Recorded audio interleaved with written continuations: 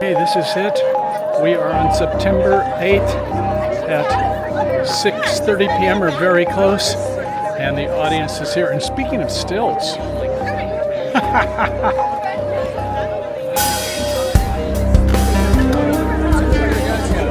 she must feel right at home here. Hi. Yes, stilts is quite the thing today, isn't it? It's good. Beautiful day to have a grand opening for our fine balance. And there it is, ready for the unveiling.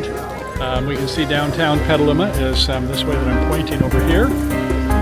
And so here we have not one, but two bathtubs that are be opening up. Originally there were 5, and they thought 2 would be the perfect number for this location. Good evening, everybody. Good evening, everybody. Hello, Petaluma. Hello, Mayor. Woohoo! I'm Mayor Kevin McDonnell, and I'm really happy you're here tonight, and I'm here tonight. Are we having fun? Oh, yeah. Well, it's been a really, really long time to get to tonight. It's been a road, an adventure, wouldn't you say? Oh, yeah. Oh, for sure. But here we have it. We have our art here in town, public art. We've tried and tried to have public art. I want to thank everybody who's helped along the way. Who's an artist here? Who's been on the art commission during the whole number of years it took to get this done? Thank you to all those art commissioners. I have to tell you a little story. I was on the art commission 6 years ago. It was a good assignment. I'm an engineer. I walked into the first meeting of the artists and said, okay, it's a project, right? You want to build a project. What's the schedule? Well, the artist said, it's art. It takes inspiration. I mean, there is no schedule. Okay, what's the budget? That's how an engineer lives. And he goes, it's art. It could take what it takes, but we're going to have a wonderful thing here. Well, my poor engineer brain was blown in my first meeting at the Arts Commission, but you meet the nicest people when you hang out with artists. You meet creative people, and you meet people who get things done here. So congrats to everybody who helped get us to this place.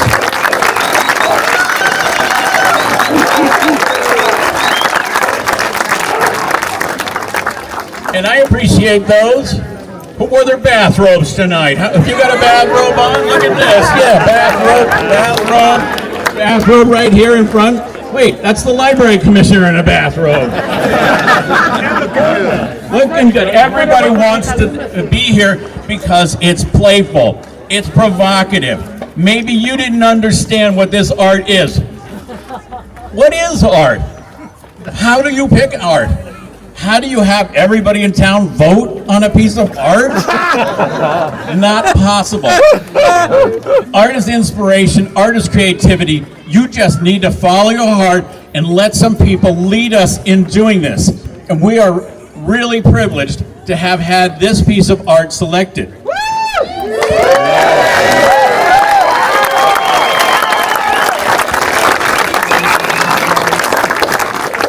When I was on the Art Commission 6 years ago, we had a call for artists and could not decide on a piece of art. We had to go out for a second round. We dismissed all the first artists, did a second round. Thank God we did, because we got this. Here we go. I just want to thank everybody who had a hand in keeping morale high when the haters were out. But it's really fun to be here at this time and be thanking people and watching the new art. So from the city of Petaluma to all us art lovers, thank you very much.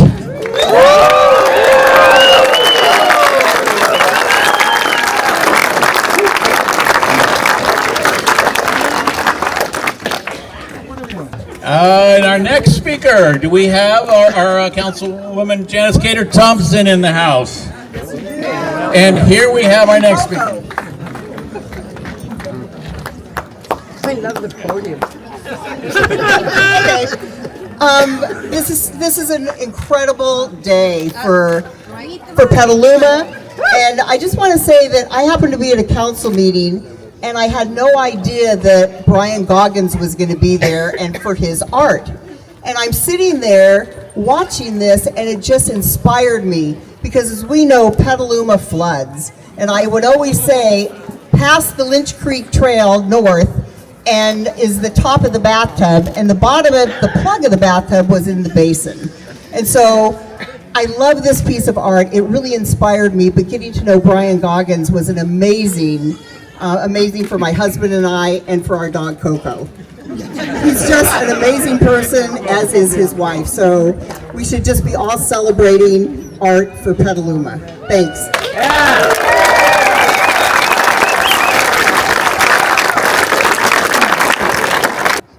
In the glow of August, I curve into the pebbles at the river's winding, where the water bends as if an elbow, humming loud, humming with the algae, minnows, and the wet stone that collects generations of river gatherings, of seasons, of redwood bark, and hold the recollection of their own birth, when the earth shook, split, and gave water. I am 8 when I am tugged too far downstream and submerge. I swear I saw the muddy bottom clear, a bird skull resting beneath, before I flip over and inhale the California blue. Now, from my pebble shore, I witness an August current begin to dream into its sound, its rippling. Parts of me will stay, carved into something familiar. Thank you.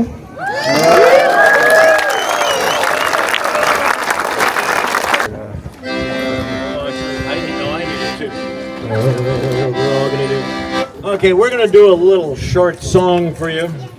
And then there's going to be a little sing-along after that, so pay attention. Okay.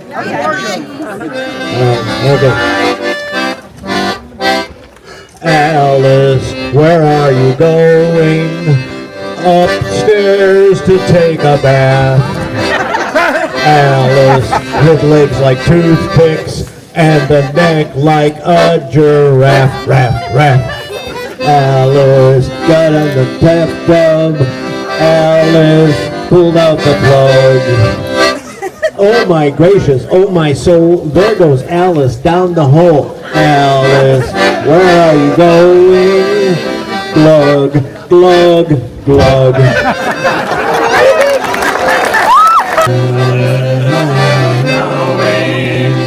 Upstairs to take a bath.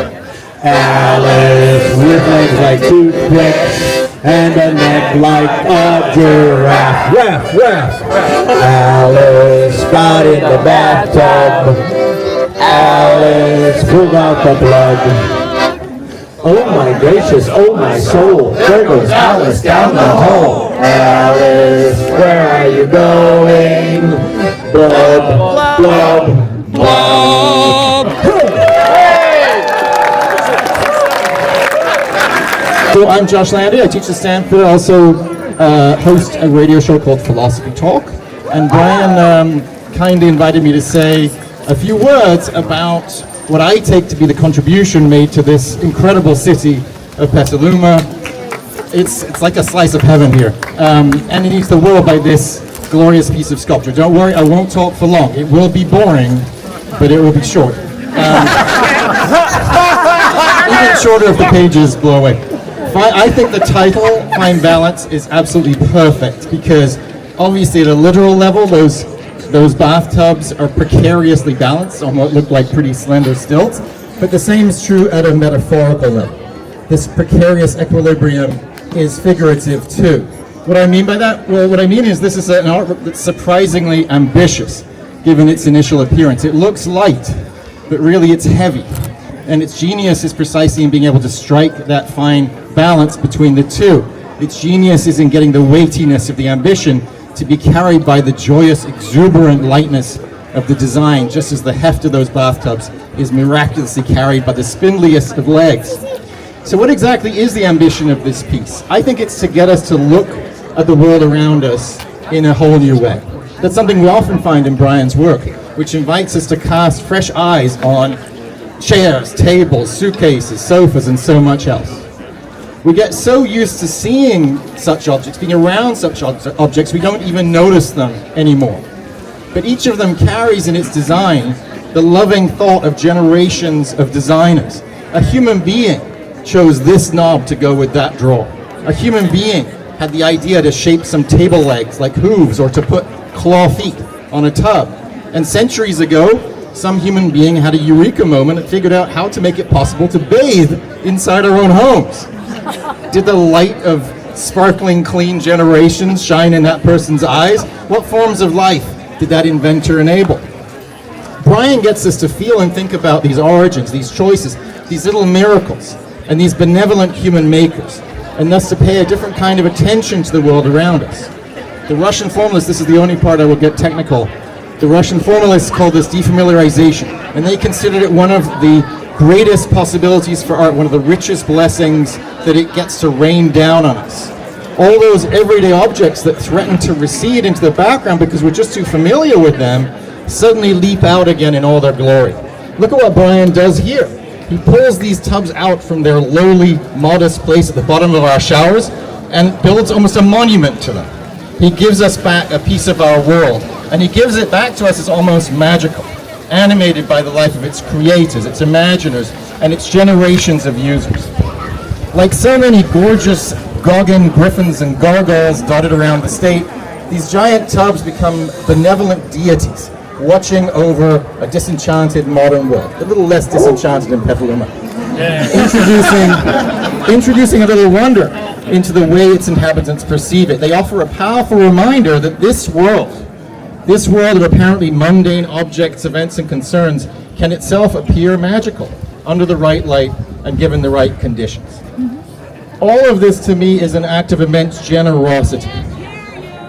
All of this to me is an act of immense generosity. Yes. Brian's art is so delightful. It often fools us into thinking it's just for fun, with no serious purpose. It's also so skillful that it fools us into thinking it's easy, in the same way that an Olympic athlete makes an impossible vault look trivial.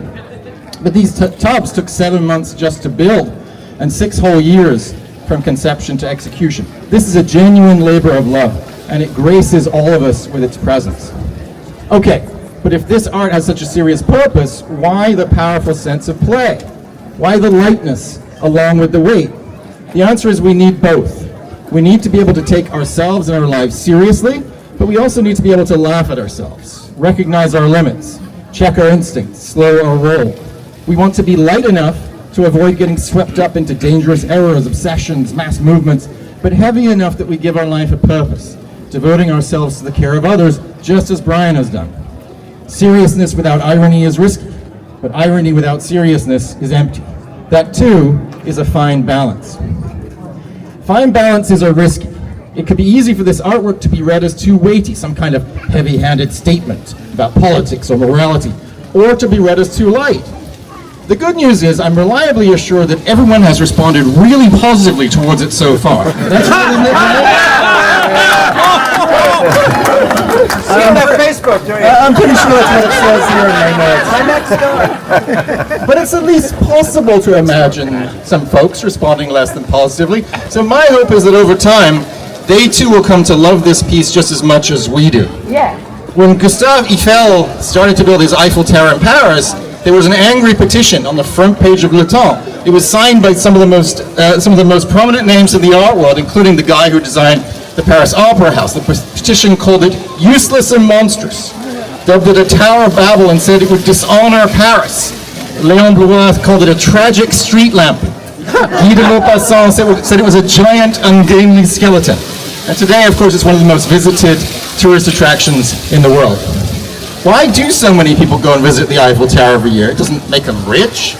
On the contrary, it costs money. It doesn't make you smarter, doesn't make you a kinder person, doesn't teach you how to live. But here's the thing it does. In the kind of way the pyramids do, it stands as a monument to human possibility. And I think that's what Fine Balance is too, a monument to human possibility. I hope that more and more people will come to fall in love with Fine Balance, just as they have with the Eiffel Tower, and that they'll come from all around to have yet another good reason to visit this incredible city of Petaluma. May Fine Balance keep enchanting us and defamiliarizing our world from here to eternity. Thank you. Our speaker is the one and only Mr. Brian Goggin.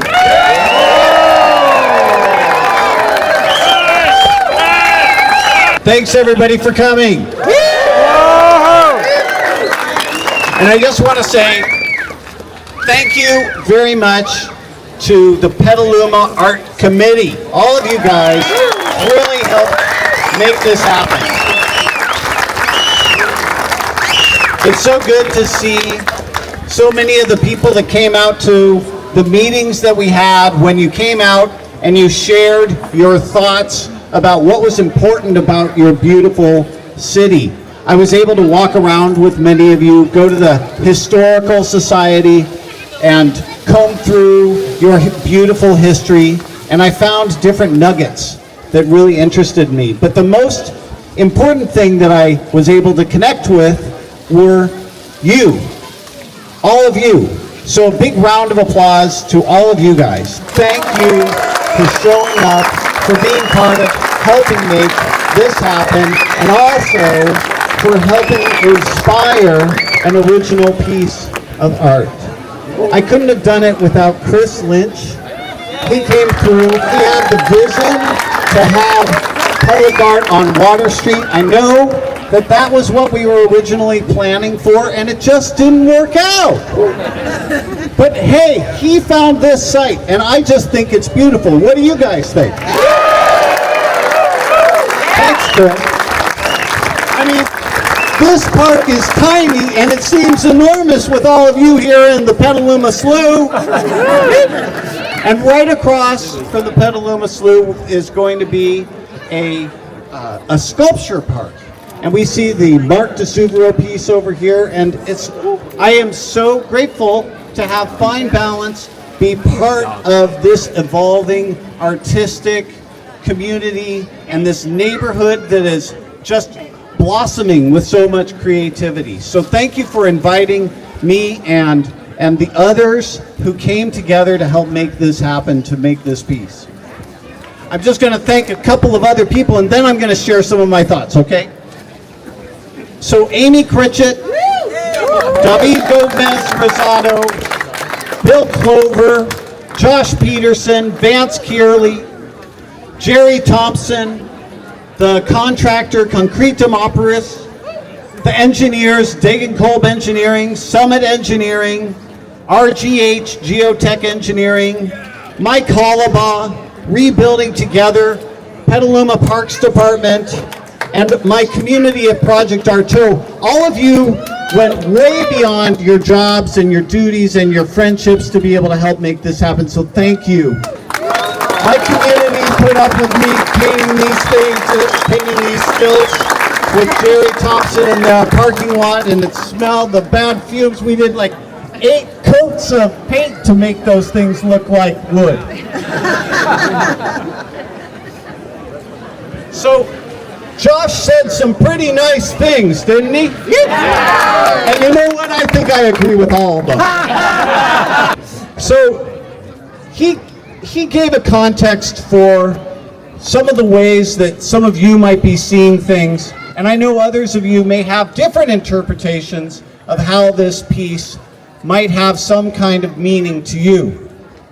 Well, for me as an artist, I have initial vision. The vision came many years ago when I was working on a project with Defenestration, where I first put a bathtub out of a window along with 48 other pieces of furniture. They were climbing all over this building. And the first time I put that bathtub out the window, one of the neighbors said, "Darn it, that thing's about to fall on me. I'm going to call the fire department." So they called the fire department, and the fire department came out, and they put a fire truck ladder up there, and they pulled the darn thing down. They pulled it in, at least they left it there so I could put it back. But that's when I figured out, as a young artist, it was important to work with structural engineers and to get permits, which we did for this. Well, if any of you happen to see that sculpture, it was up for like 14 or so years, and they tore that darn building down. Shame. Well, when they tore that building down, the bathtub just stayed in my head, ringing around, and that form spoke to me in many ways. When I came to this town and I was researching different ways to think about this environment, I was struck by its history.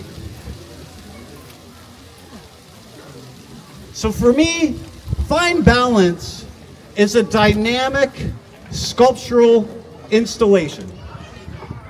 It's an installation that encompasses this whole environment.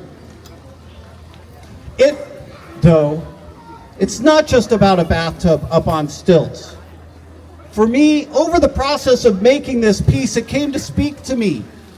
It came not only because of the form that you see, but also because of the conversation that it inspired in the community.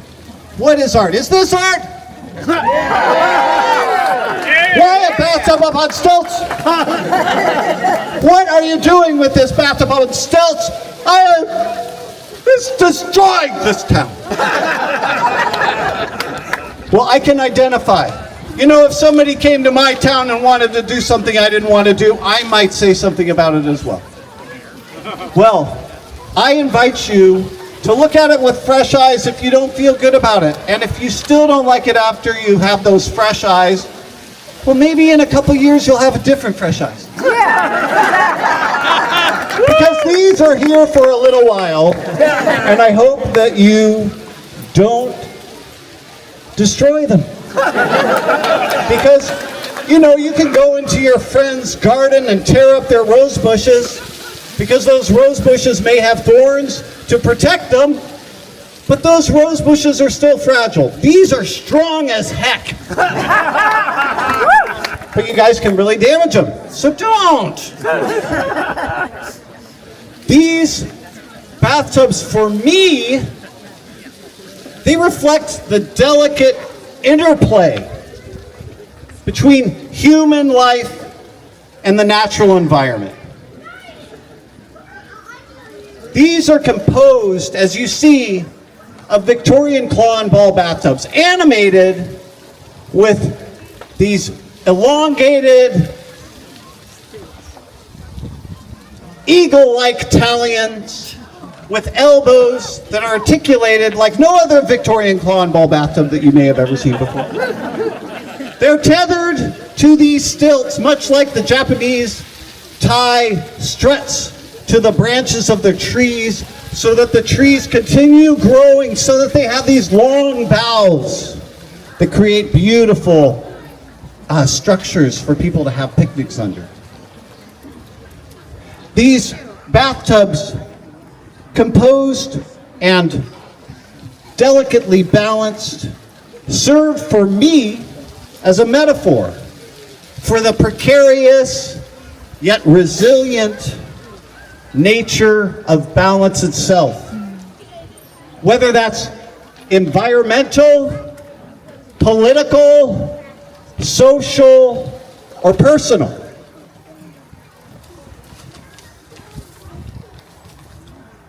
The bathtubs used in this installation were generously donated by different people here in Petaluma. These bathtubs came from homes in Petaluma, and they echo the historical journey from the San Francisco cast iron foundries of the 19th and early 20th century to the Petaluma Wharf. The city's 19th century cast iron buildings like the Burdell building with the beautiful clock tower, those were all made in San Francisco in pieces and brought up the Petaluma Slough from San Francisco Bay on these beautiful flat-bottomed sailing boats in pieces and then erected downtown. For me, that was magic. This piece was built in San Francisco so that it could be dismantled and reassembled and built here. In similar ways, it was following a path of the buildings that you love, or at least I fell in love with. How many of you love those buildings? Those buildings are pretty great. Those are the only cast iron buildings that I've seen west of the Mississippi. Has anybody else seen any others? I don't know. I think the Flood building in San Francisco is actually fiberglass.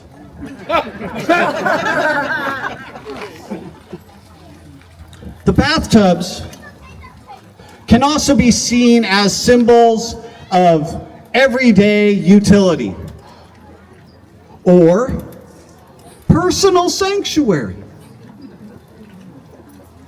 But these bathtubs, suspended in seemingly impossible configuration, invite me and you and us, the viewers, to contemplate the fragility and the strength inherent in equilibrium itself. I personally found my own personal equilibrium in working with you, this extraordinary community. And again, thank you very much for inviting me into your community. And now, thank you very much. I would like to invite Mayor Kevin McDonnell to do us the great honor of cutting the ribbon and dedicating this sculpture, and then Master Mike Hullabaugh to illuminate the sculptures for the very first time. This illumination brought to you by the sun, thanks to Melissa Abercrombie. So right now, for those of you who can't see it, I'm going to tell you what's happening up here. The mayor has approached the red ribbon with the scissors. The scissors are about to cut, and they are cutting the red ribbon, and the red ribbon is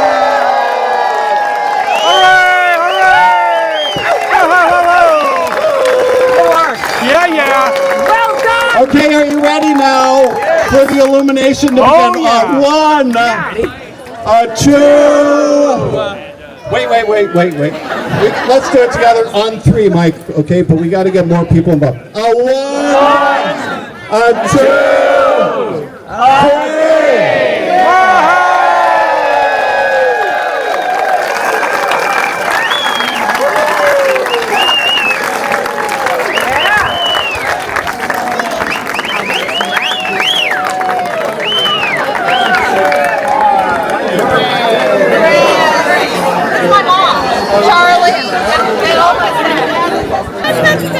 How are you doing? Good, Kevin. Yeah. Congratulations. It was what a good long time coming, and a good and valuable thing. We learned a lot, so what next? I know. We got to get the next. Stay tuned. Well, thanks for all you do, Kevin. There's our mayor, and he did a great job tonight. And Melissa here, she has been in charge of the Petaluma Arts Committee, this group of seven, lucky seven, that made this happen on behalf of choosing the art and then seeing it through for many years to make this moment happen. So, what a gal.